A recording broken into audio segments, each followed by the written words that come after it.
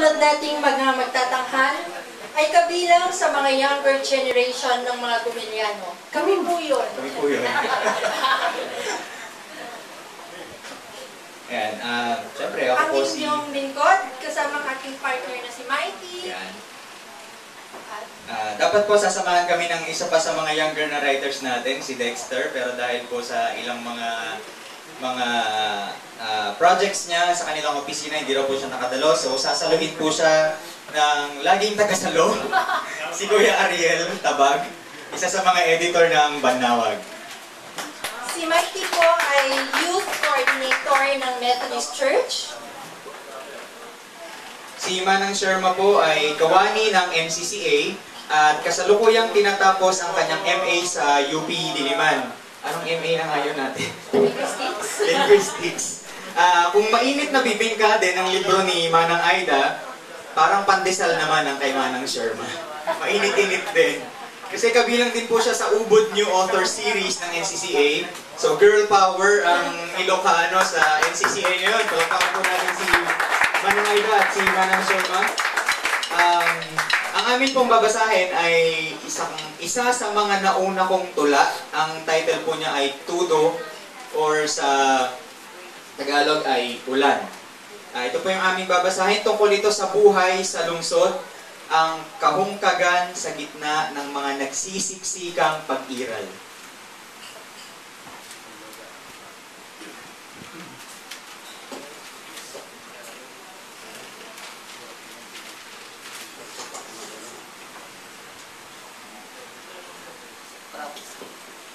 Tudo.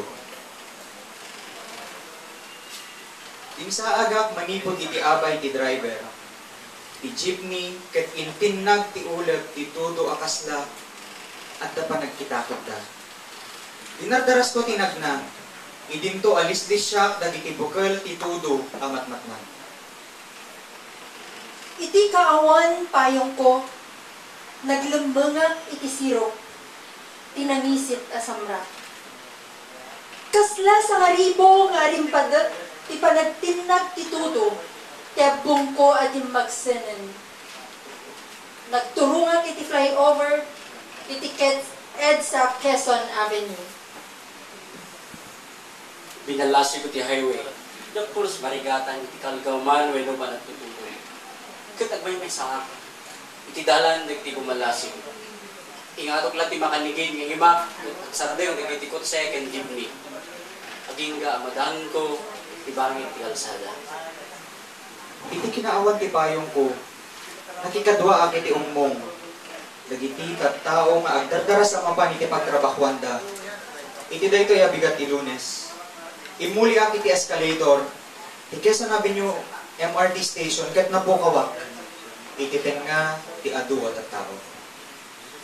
Iti unag ti tren, nakatakdura, kat nabara ti rikna. Iti danggay, dagiti tattao at jak amam mo. Ikam ti makanawan nga imak, tinabasa samra. Kat ti makanigid, nakakapet iti landok.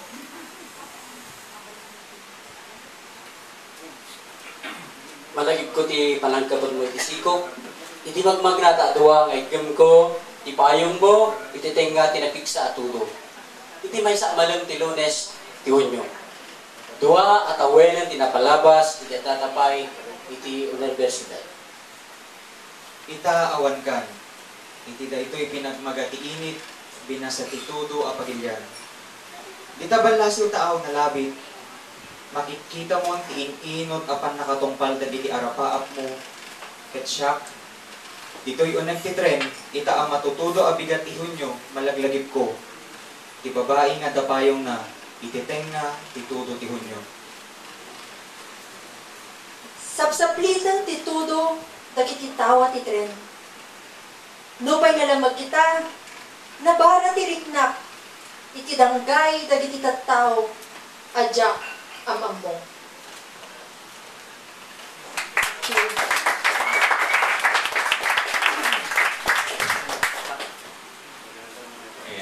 Para po sa mga Tagalog natin kasama, ang tula pong ito ay tungkol sa MRT na kahit na umuulan at malamig sa labas at kahit na may aircon, minsan sa dami ng taong nagsisiksikan na hindi mo naman kilala, parang umiinit na rin ang pakiramdam mo sa gitna ng lahat ng taong hindi mo kilala.